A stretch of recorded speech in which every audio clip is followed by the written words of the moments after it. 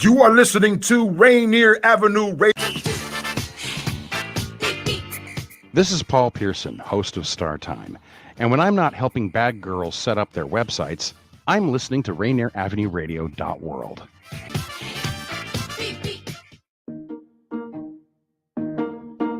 You probably have questions about COVID vaccines. Here are some answers about how they're being made. How are COVID vaccines being produced faster? Usually, vaccine testing and production are separate steps. But because of the pandemic, vaccines are being developed on parallel tracks. So both steps are happening just at the same time. How are the vaccines being tested? Right now, several different COVID vaccines are in testing. Each go through multiple clinical trials with up to thousands of volunteers. How do vaccines get approved? Not all COVID vaccine versions will make it to the final stages of testing and approval.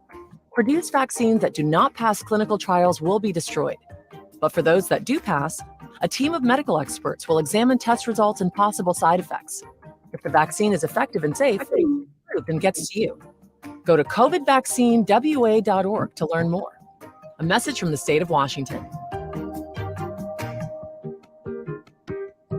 You are listening to Rainier Avenue Radio.world. Don't forget to log on www.rainieravenue radio.world.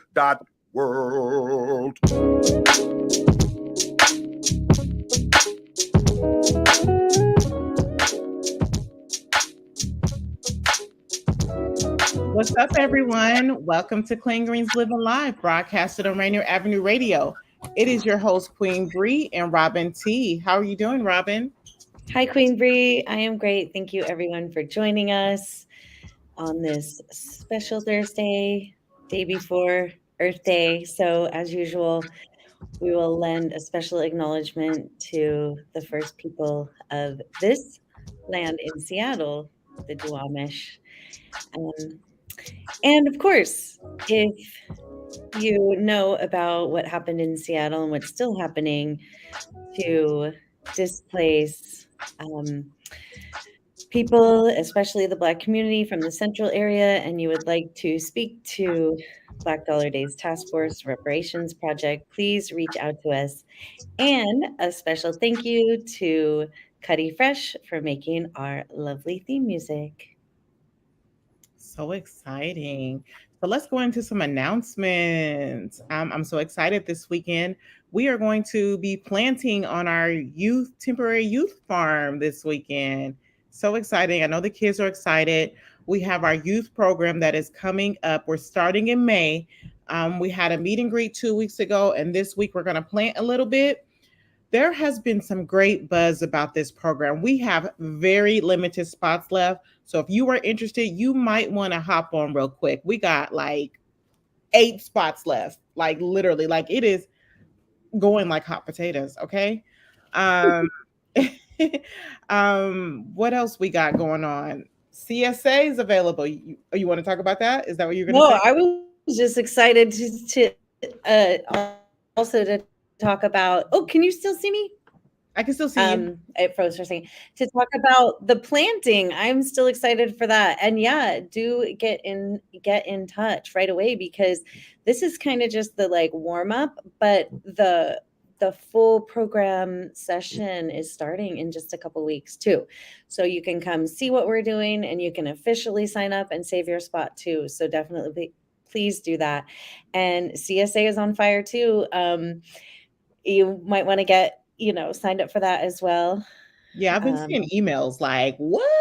I'm like, how many do we have now? Yeah.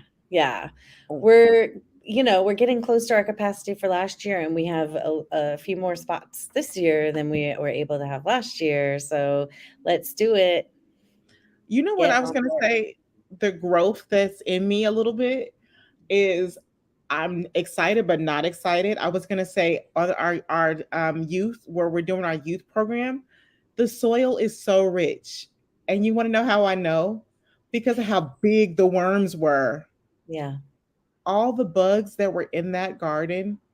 And then when they turned it over, how beautiful the soil looked. Like, who am I? Right. What do I even know about this? But I know about it now. I know. So I'm excited about growing. Someone said you don't really need gloves to plant, but because there are worms in the ground, and I have not become one with the worms like that. I will be providing gloves for some. But I'm excited to get out there and plant and just see where we could take this. I'm excited for the youth who get to watch the food that they plant grow and then take it home. So it's literally for them farm to table, like their farm to their table, feeding their families. How cool is that? Tomorrow is Earth Day. How exciting, Earth Day. We're taking a day to respect and talk about our Earth.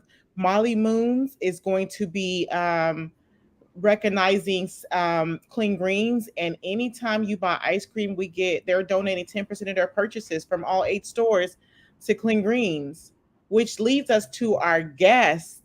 We have Gal from Molly Moons, who is a marketing and community impact coordinator. We're excited to have her come on and talk to us about what they have going on at Molly Moons, just period for Earth Day, and just to talk about what the earth means to us. I think this is really good conversation to talk about it. I mean, we go on our daily lives, and now that I'm older, I recognize how much water we using or how much food we consume, and then really working with the farm, seeing how planting affects the earth. So I'm excited to have Gal on here to speak about that. So everyone, welcome Gal. Hi. Hi. Did I say your name correct? Yeah, absolutely. It's nice to see you. And thank you Nice. for having me on. No problem. Thanks for coming. So Molly Moons, tell us a little bit about Molly Moons and what do you guys do there? Yeah, oh my goodness. Well, besides our ice cream, our main goal, Molly has always wanted to organize with the community and use the delicious ice cream that we sell to make our communities better. So yeah, right now we are excited to collaborate with Clean Greens and then also Madewell for Earth Day and promote as much people to come into the store and buy ice cream tomorrow. And for our partnership with Madewell, when you donate to they have a denim recycling program that's really cool. And every time you donate your old pair of jeans to them, they give it to their friends at Blue Jeans. I'm forgetting the exact name, but it goes towards housing insulation. And then you get $20 off your new pair. And then you'll also get a free scoop from us when you come into the store during the day of. So all the good things. So we try as much as we can to use our stores and our platform to do good, especially in our county and beyond. So we're really excited to be partnering with such an amazing organization like you all. And I'm excited to help whatever work you put on. Nice. Okay, so can you repeat where they can? Okay, they're going to what store? Yeah, you can, for all the stores tomorrow, all 8 locations, all 8 scoop shops, every purchase of ice cream will go, 10% of the proceeds will go to Clean Greens Farm and Market. And then specifically for the Madewell partnership, when you donate your jeans to to any Madewell, you can get a free scoop from our University Village store. Nice. But yeah, any of the 8, when you buy ice cream tomorrow, 10% of the proceeds will go to Clean Greens. So you guys really need to visit Molly Moons and Madewell, right? Okay, cool. That's nice. I mean, I feel like that's such a good thing. You're recycling, and then you're also getting something, but you're getting an incentive. And so I love that. And what made you guys, how can I word this? How did that partnership come about recycling your old jeans? Yeah, we've been wanting to partner again with Madewell. We really like their brand and their mission. So we wanted to do something special for Earth Day that also activated our University Village space and our shop there. So we were thinking about they're also there in the mall, and how can we help the planet while also getting people to come to our store at U Village and engage there, and then also how can we uplift a wonderful nonprofit in the area through Earth Day as well. So those ideas kind of came about after we talked for a while, and I love that. I love the intersectionality with all of our respective works, and in sustainability. And when we're thinking about like recycling, composting, we're all thinking about communities and connecting with people, and especially with Clean Greens, you guys work in social food justice, and thinking about how to get food to people in inner city markets and like food deserts, and that lights up my heart, and I know the rest of our team at Molly Moons too. So whenever we can layer on top of that in terms of like helping the planet, helping the communities, then that's where we want to kind of target. So that's kind of how that came about. This is so random, guys, but as we're talking about Earth Day, I cannot get Captain Planet out of the theme song out of my head. Yeah. And I really took that cartoon for granted because it really taught us about taking care of the earth. And for those of you who are not aware, April 22nd is Earth Day. And a lot of people around the world come together and celebrate this day. And we're Captain Planet. Okay, I have to get it out of my head. So people come around to bring awareness to Earth Day, and we talk about the environmental issues that are affecting our planet. Over the past few years, people are protesting about climate change. We're talking about global warming. So this is a day to observe it and talk about ways that we as what are beings of the earth can help slow down global warming. So, what are ways that you guys do to help our earth, or what are your suggestions for people who don't really know where to start, or people who don't really believe in global warming? What are your thoughts to them? What do you say to them? Advice. That's so good.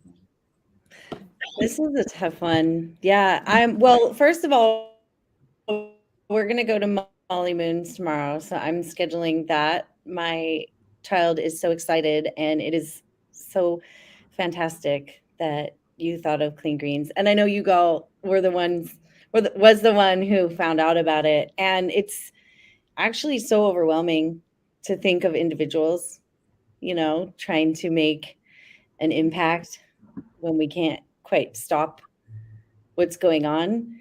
That's why, Brianne, when you sent me that article of the scientist that is protesting, and that's the thing.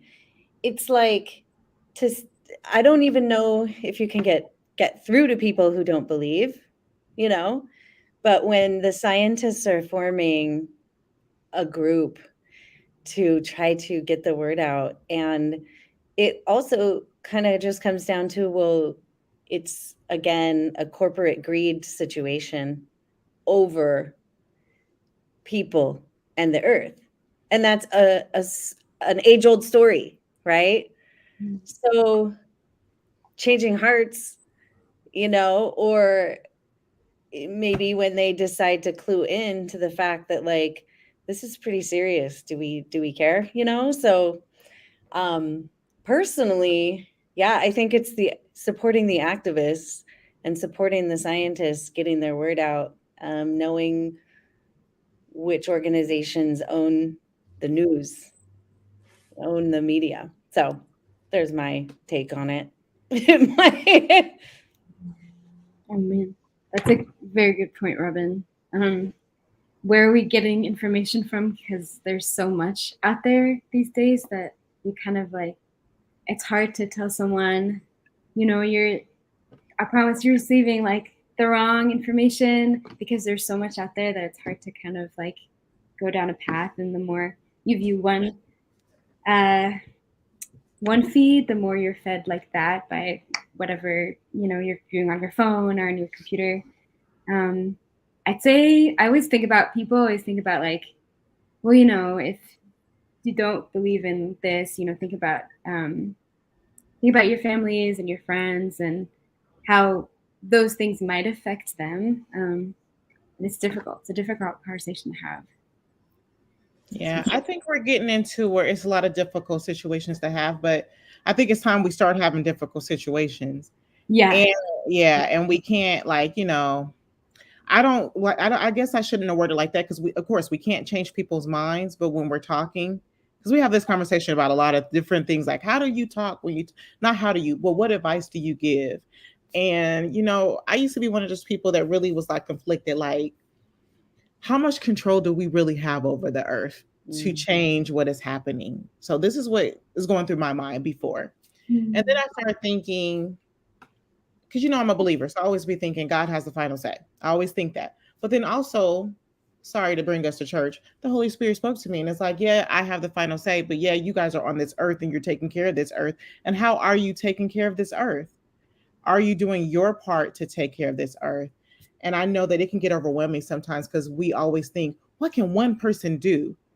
But if we all take that mentality out, and as one person start to do the work, then we as a collective start to come in and do that work, to make a change. So for people who are listening out here who thought like me at once, I think that it's just taking one step at a time to make changes. Like, we grew up in consumerism. We grew up in buying, brushing our teeth and all this stuff, but we were never taught how to really consume all that. Like, make sure you're buying environmental friendly products. Make sure when you're brushing your teeth, you turn the water off while you brush your teeth. Making sure, it's just simple things like that. When you're taking a shower and you're washing your hair, turn the water off while you wash your hair and then turn it back on when you're rinsing. So you said what, Carl? It's like those small things, those small acts. Yeah, the small acts. I think it's true what you guys said is so overwhelming. Like, we can't get in the minds of trying to change people's minds, but just having a conversation and just bringing it to their forefront that, all the things that we do and use affects our earth. Like, we're draining the resources from it. That's the thing is, it's one of those, so how like, the pandemic happened, and then like the mental health kind of crisis that people are that's going on, and health crises, and they put it on individuals saying, oh, if you just try harder, if you just meditate, if you just do this, when really it's super systemic. So that these scientists are like, the biggest people that are causing a lot of this are these banks. So we're going right to them, because when we turn off water, yeah, we keep doing it. And in a few years, if like a few more people learn to turn off their water, and we do need to learn to change many ways. And it does take that open mind to be like, what can I do? And then it also like is getting kind of dire, where it's like the big influences that are causing a lot of it. It really kind of need to kind of, yeah, like the scientists that got arrested outside of JP Chase Morgan. So they invest, JP, what does it say? They chose Chase because all of the investments that banks makes in the world, they make a lot of contributions to the emissions and fossil energy. So Chase was one of the big banks, and yeah, it is the big banks. I mean, it you know what? I'm not trying to be one of those people, but it do be those people with the money making all these decisions for the world based off of their process of their money, and then we're all left to figure it out. Right.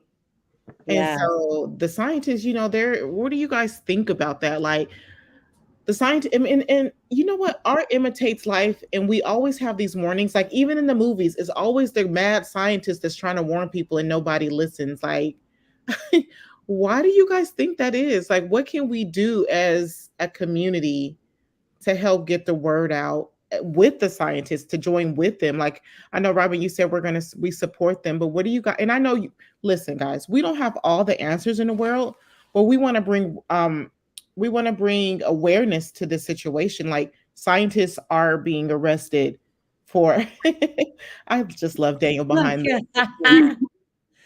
Scientists are being arrested to bring more awareness. Like, this is not a joke. This is not a game. This is something that we as a community need to get together and talk about.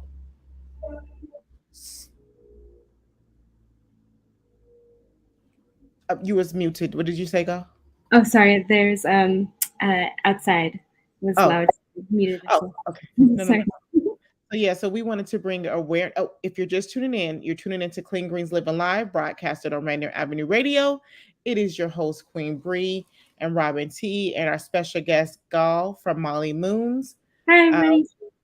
We're talking about Earth Day and ways that we can help our Earth and ways that we can celebrate Earth Day. Molly Moons is coming in, and Molly Moons is partnering with Clean Greens.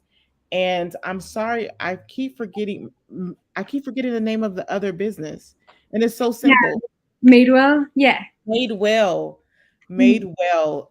to help celebrate Earth Day. So if you donate, I'll let Gal tell because I will screw it all up about Madewell.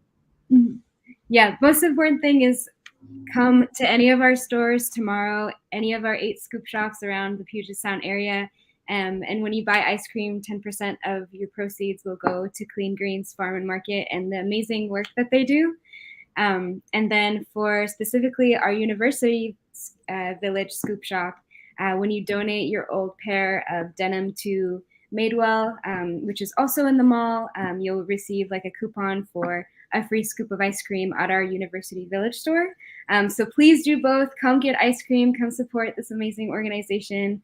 And thank you for tuning in.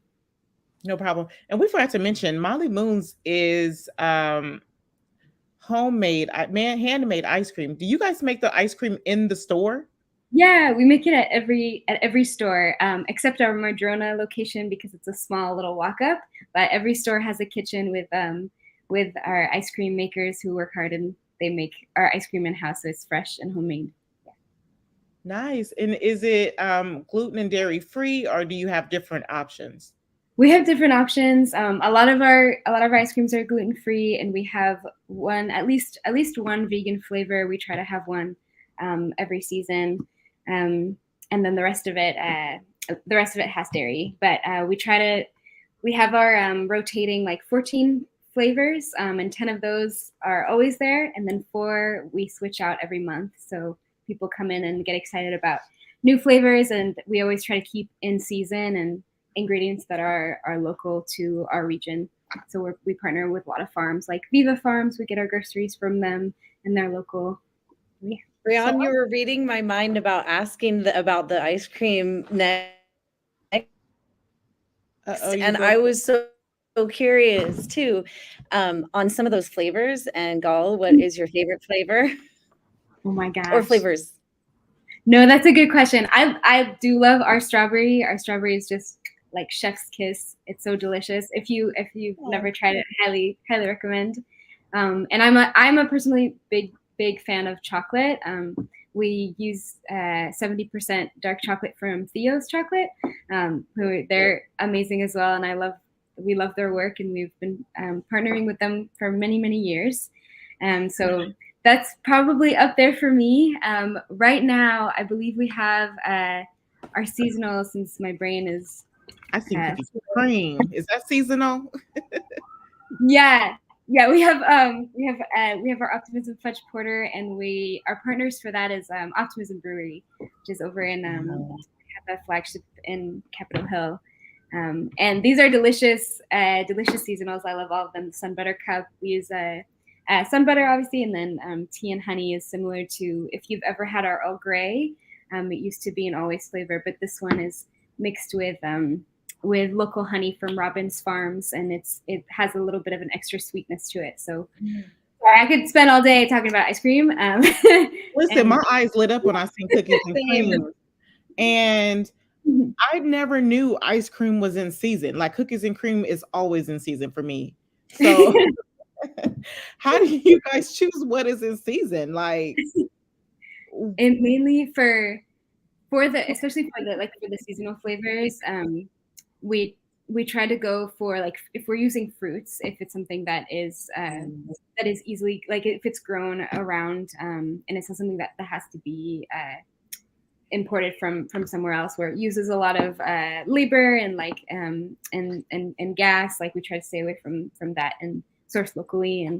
And So yeah, that's mainly our decisions around like what is in season. With our cookies and cream, that's a high favorite, so we'll always be in there. It's so good. I love, like, I don't think I've ever tasted anyone make a nasty cookies and cream. You cannot go wrong. If you messed up on cookies and cream, something's wrong with your ice cream making. Not you guys, but you know what I'm saying. Yeah. And so I'm excited to try it. Like, I was telling my kids about it, and they said, so we're getting ice cream tomorrow? So we will definitely be in Molly Moon's getting some ice cream. I do want to know, like, how do you guys come up with the flavors, like the new flavors each month? Is there a meeting, or is it just like? There is a flavor brainstorming meeting that happens, and our head chef, Iris, runs it, and we plan out at least like 8 months in advance for flavors. So we have the whole year planned out.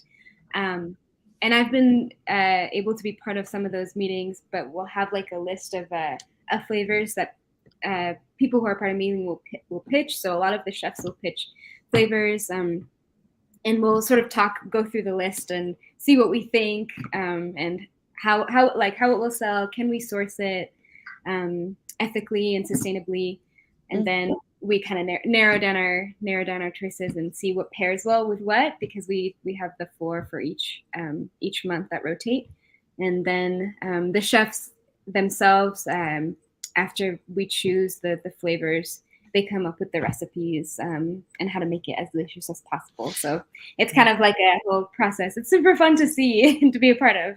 It sounds like it. Like, I'm super interested just sitting here listening to you, because you never think about what it takes to come up with ice cream. And chefs are like real deal. This stuff it's exciting, but it is exciting because it's an art. It's like, I come up with this flavor, and then I get to put these different ingredients together to get this powerful taste that no one ever done before. So that is exciting to hear. So we have Gal here from Molly Moon's. Where are the locations? I know you mentioned Madrona. Yeah, we have Madrona. Our first shop was Wallingford. So we have our neighborhood shop there. We're located over on the hill in Queen Anne. And we have a store at the University Village, 2 stores on the east side in Redmond and Bellevue. And then we have a big Bellevue flagship store, and then hopefully soon we'll be opening up our Bellevue walk-up once it gets warmer, and that's very near the Bellevue store. They're right next to the downtown park there. And then Columbia City down south is also a walk-up window right now. But yeah, those should be all of our locations at the moment. Capitol Hill. I thought so. When I saw Bellevue flagship, I was like, that wasn't the first store, though, right? It's just the flagship of Bellevue. Okay, because but the first store was at Capitol Hill. I remember those lines of the excitement, but maybe that wasn't the first one. It was Wallingford, I believe. Oh, cool. Yeah. Well, guys, sorry to cut you guys off. This is very exciting, and I can't wait to go. And I'm excited to have one in my area, Columbia City. So please visit any locations. There's 8 locations. Visit Molly Moon's. 10% of the proceeds of the sales will come to Clean Greens, which we are so excited for and grateful for. We thank you for coming, Gal, and taking some time to come talk to us about Earth Day.